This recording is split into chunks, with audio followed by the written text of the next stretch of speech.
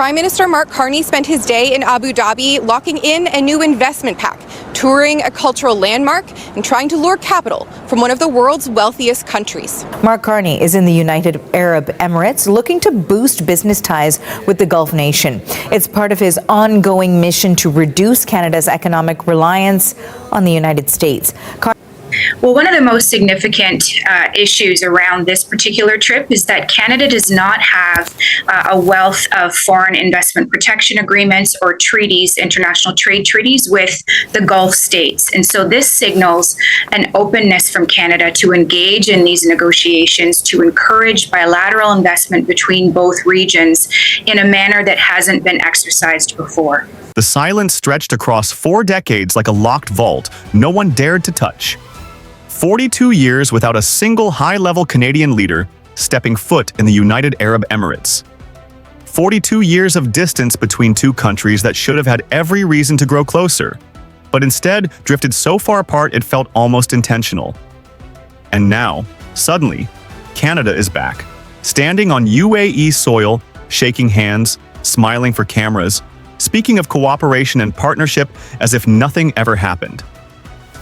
But behind that polished surface lies one of the most complicated geopolitical stories almost no one in North America ever paid attention to. A story of pride, pressure, diplomacy gone wrong, and a global power shift so large it forced Canada to return to a place it quietly avoided for nearly half a century. The question that resonates now is simple.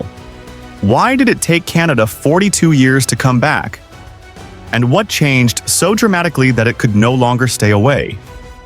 To understand this long absence, you have to go back to a time when the Middle East was reshaping itself, and Canada was still learning how to navigate a rapidly changing world. When the UAE emerged as a rising state in the early 1980s, Canada underestimated it. Back then, the Gulf was not the global command center of energy, finance, and political influence that it is today. For Ottawa, the Middle East was viewed largely through the lens of Western alliances, oil stability, and U.S. strategic interests. And within that framework, the UAE did not sit at the center of Canadian priorities. That early miscalculation would cast a long shadow over the decades. When diplomatic ties were first established, Canada maintained a cautious distance. At the same time, the UAE was forging ambitious relationships with countries across Asia, Europe, and eventually Africa. It was becoming a logistical powerhouse and energy titan. But Canada remained focused on its traditional networks, the US, Europe, and a few long-standing partners in the region. The result? Neither side built strong political habits with the other. Meetings were rare, communication was limited, and trust never fully materialized. But what truly pushed the two countries apart wasn't silence, it was conflict. For years, tensions simmered beneath the surface, until they erupted in one of the most infamous diplomatic disputes between a Western country and the UAE, the aviation fight. When Emirates and Etihad sought expanded landing rights in Canada, Ottawa refused. Canada argued it was protecting its national carriers, Air Canada, WestJet, and the country's fragile aviation infrastructure. But to the UAE, this was more than a business disagreement. It was a rejection. A sign that Canada didn't take its ambitions seriously. The UAE retaliated by removing Canada's privileged military access to Camp Mirage, a key logistics base for Canadian operations in Afghanistan. Overnight, Canadian military flights were forced to reroute thousands of miles. The standoff grew bitter. Then came the visa war. Emiratis suddenly faced visa restrictions when traveling to Canada, something they considered both humiliating and unnecessary. The UAE openly acknowledged that the move was punitive. It wanted Canada to understand that ignoring its requests came with consequences. The resentment from that moment never fully healed. The perception in the Gulf was clear. Canada acted slowly, cautiously, and dismissively. In return, the UAE acted decisively, proudly, and with the confidence of a nation rising fast.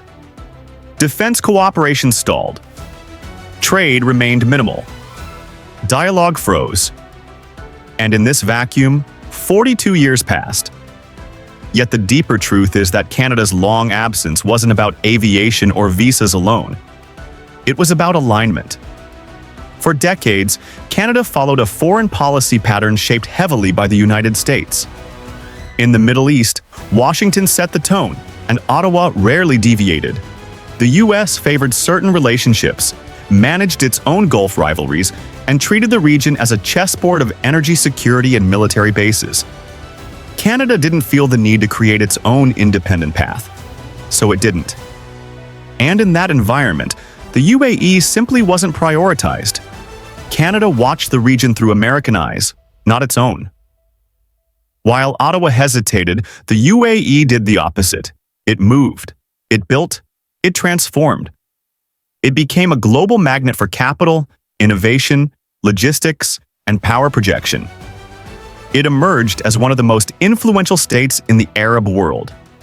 Its wealth expanded, its military modernized, and its diplomatic reach grew so wide that countries from Asia to Africa began treating Abu Dhabi as a decisive regional leader.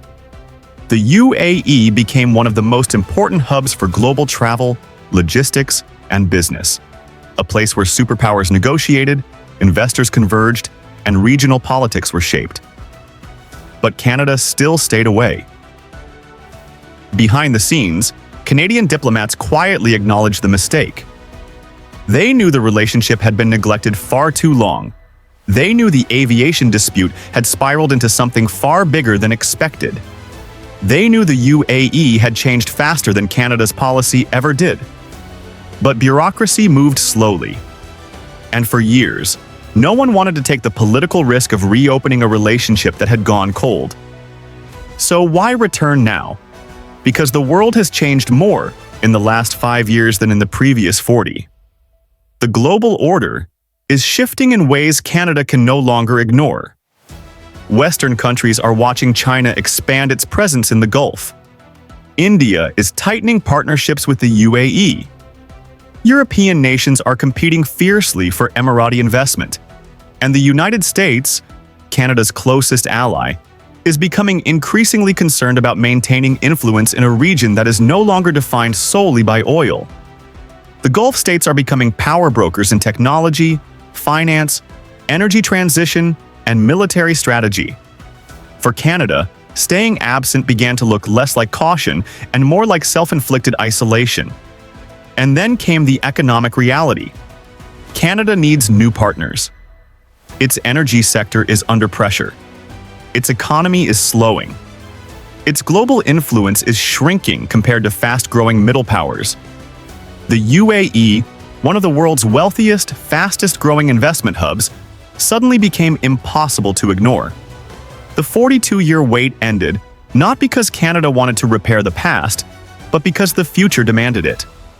What pushed Canada over the edge was a combination of global competition and national necessity. The UAE has become a financial safe haven, a global logistics empire, a diplomatic heavyweight, and a key player in shaping Middle Eastern security. The question for Canada became painfully simple. How long can a G7 country afford to avoid one of the most strategically important nations on Earth? At the same time, the UAE had little reason to chase Canada. It had already surpassed the need for Western approval.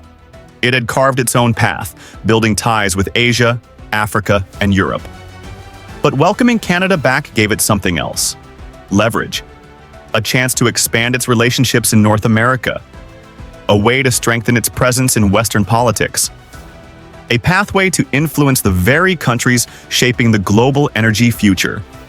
Letting Canada return was a calculated move, not a sentimental gesture. And make no mistake, the United States is watching this very carefully.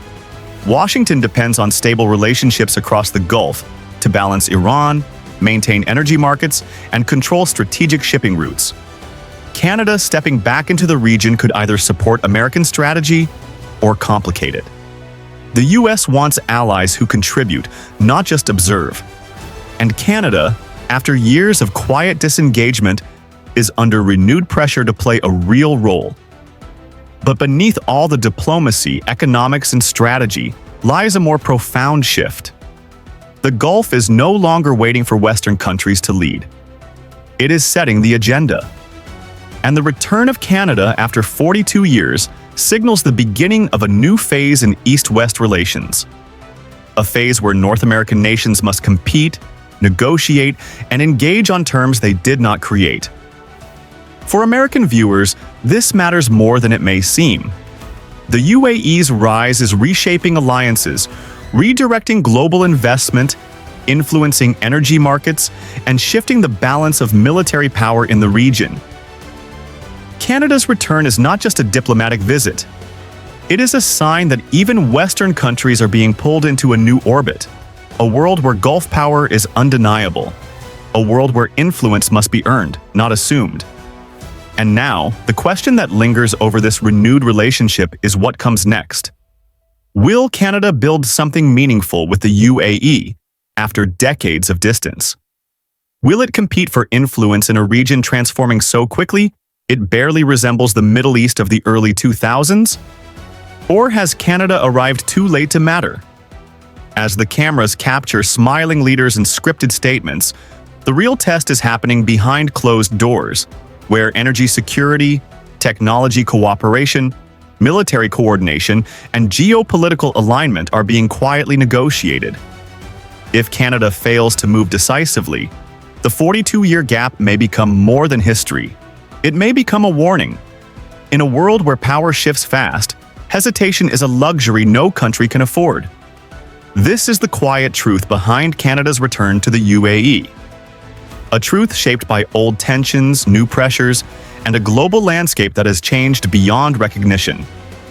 42 years is a long time to stay away, but the real story isn't about the past. It's about the race unfolding now, between East and West, between rising powers and established ones, and between countries like Canada that must decide whether they are ready to play on the global stage or risk being left behind.